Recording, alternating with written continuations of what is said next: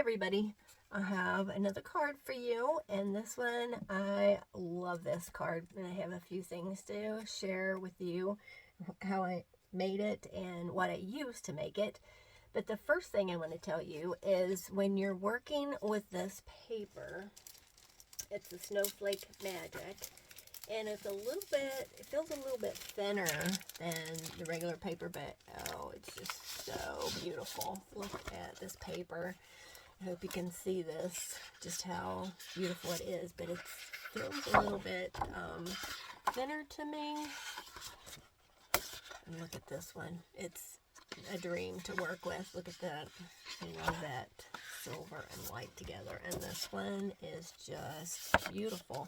Kind of looks like the snowflakes are embossed on here, like they went over it with some ink afterwards, and it's just gorgeous. But what I wanted to tell you is when you go to put this card together, you want to use a tape runner.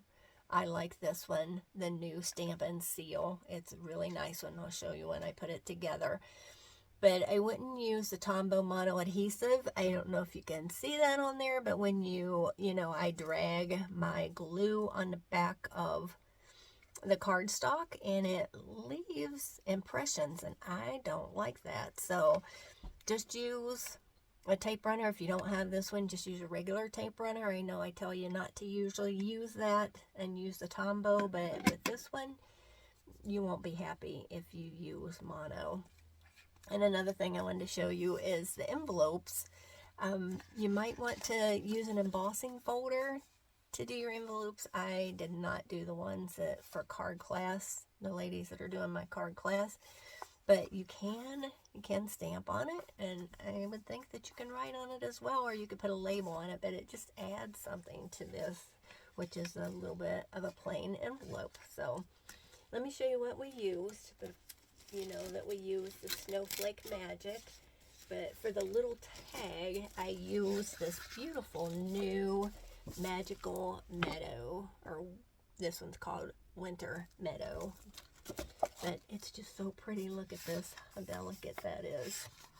In the back, you could use it for the back of a card, or a base of the card. But isn't that pretty? The colors are just gorgeous. And this on the back, there's the deer again. They're so pretty. But look at this. Isn't that pretty? Those little berries and this peacock, pretty peacock. Just gorgeous. I like this too. So pretty. Looks like a stormy day. It looks like the sky outside today. But this is really pretty too. I like that. Berries, and then I think this is blueberry bushel, I would believe. I have to look at the colors. Isn't this pretty? This is what I use for the tag. This side, I love all of, me and speckles. I love speckles. So the colors are black, yep, blueberry bushel, garden green, Lost Lagoon, misty moonlight, moody mauve, pebble path, pretty peacock, shaded spruce, and smoky slate. So a lot of different colors to pull from in there. And it also used quite a few different sets. I used the Magical Meadow for some of the wording I used, but I used the dies. So these dies are just absolutely beautiful. So I used this one right here, but I want to show you this one. You could even use this on the envelope flap if you wanted to. The snowflakes is just so pretty. So this is a really pretty set. Then I used the words from the Merriest Trees. That's a pretty set. And then the Tailor made tags. Of course, this little one right here. And then again, I used the labels Aglow. But I want to show you something. This is the label that I wanted to use, and it's just too big for this card. So I just want to show you. You can take your label die. It's from the Labels Aglow, and what you want to do, let me just get these out of the way. I can show you what I did. As you bring in I'm going to bring in the little mini cut and emboss machine, and what you want to do, you want to have the tag, of course. you want to take the tag and you want to put it back on your plate, and then you want to decide how big you want your label. So you just fit it right back. If you can feel it go right back into the grooves of where it cut out the first time. And all you want to do is cut the top. So you just put your plate over it, run it through just the end, back out, and then it cuts it down and makes it smaller for you so it fits better on the card. So, you know, get it the size that you want. I think I cut these ones just a tiny bit smaller, but you get the idea. You can, if you have a die and it's not exactly what you want, or even a stamp, it's not exactly what you want, you can always change it and, you know, manipulate it to what you want it to be. So that's the main thing. Just have fun with these, with your stamping. You know, I'm a messy stamper, so let's get this out of the way and I'll show you how to put the card together. So I will have a PDF, and as usual, if you would like a copy of the PDF, if you're not on my mailing list, send me an email at 3kaufmans@gmail.com. Tell me you want to be added to the mailing list, and I will add you, and then I'll send out the PDF to you so that you have it. And then you can make as many of these as you want. But this card is simple. It's all about the paper, the ribbon, and whatever sentiment that you want to use. So if you did a card class, you're going to get all your stuff inside of the envelope, and it comes, and I try to put it how it's going to go together for you. So if you look at it, you'll see that it's put together like this. And what I did is I cut my card base at 6 by 6 and scored it at 3. So you have a 3 by 6 card. You have a big piece of ribbon because I wanted to make sure that you had enough, and you have a piece of the elegant trim in silver, and you have this little piece is Pretty Peacock, and you have the cut down label that I used, and then you have your tailored tag. And this, what I decided to do is I cut the piece of cardstock or designer series paper at 3 by 6, and I thought, no, we don't need the whole piece, so I cut an inch off of it. And what you do is you can put it inside just to dress up the inside a little bit, and then you can stamp whatever you want. And like I said, I would just use tape runner for this designer series paper, because you will not be happy if you use mono adhesive on it. So just put that on the inside. Isn't that pretty? Just adds a little something, I think. So what you want to do is, you notice you have an extra piece of white, and it's cut just a tiny bit under 3 and a tiny bit under 6 so that it fits on top of this when you're ready to put it together and it doesn't have overlap. And since it's white, it'll just blend in. So what you want to do is you want to add your tape runner, and I love this new Stampin' Seal. And if it's not running, all you do is you just give it a little twist, and then you can feel the tape again, and you just run a piece on there. So you just add this to the front, and this sticks really well to try to make sure you have it in place. Put this piece down first, and then your white piece, and this is cut at 2 by 3. I'm sorry, 2, yeah. 2. Yeah. I'll have all the measurements just in case. I think it's 2.5. I'm sorry, 2.5 by 3. If not, I'll put it in the PDF and you can have it. And then you just want to lay this right over top like that. Then you just want to come in with your ribbon. And I cut it so that you could just bring it all the way around if you wanted to. But if you want to save some of the ribbon for something else, you can absolutely do what I usually do. And I notice that this is just a tiny bit overlapping here. I would cut this off. I must have got excited and cut it just a tiny bit too much. If that happens, just give it a little trim. It's no big deal. Take that off of there. So what I would do if you want to save some of the ribbon is just put a line of tape at the top, at the bottom.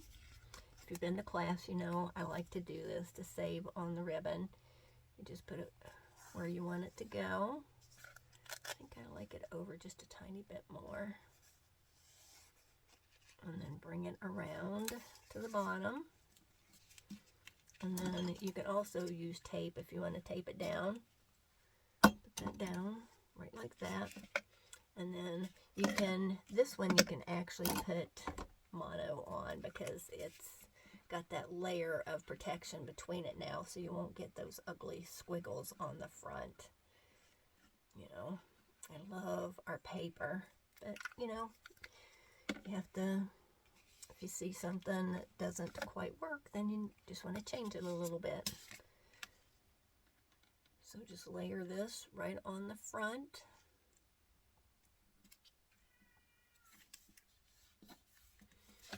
And then you can come in with your piece that's left over, and you just want to tie your bow. Like I said, I gave you a big enough piece. If you want to go all the way around with it, you can, or you can do this, and then you'll have some left over for something else. And this ribbon is gorgeous. It ties so pretty. It ties so nice.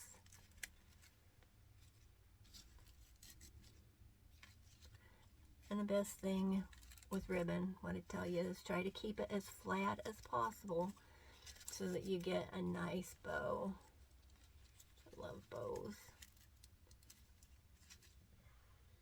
So then you just want to trim it up a little bit. And the envelopes are a little bit bigger for this card just because I don't want the everything to be smashed. And I just knocked my stuff in the trash can. When you have a small room, that's what happens. You just knock things over. So let's put this up here. And then you can come in with your elegant trim. And you can just go around your bow, right in the center of the knot. And then add your tag to it. And then just tie it. Tie another bow, because it just adds so much when it's right over top of it. So just like that. And I would suggest a double knot, just so it is tight and stays where it's supposed to be. And then just tie your bow.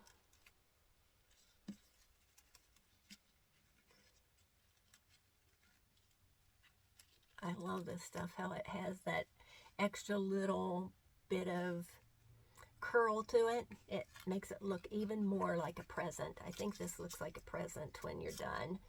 Looks like, and when the sample that's in the catalog is actually a box, but I thought, oh, I can turn that into a card.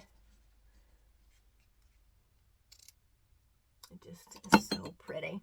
So then you can put your little leaf, twig, whatever that's called, and I just actually, I cut that part off.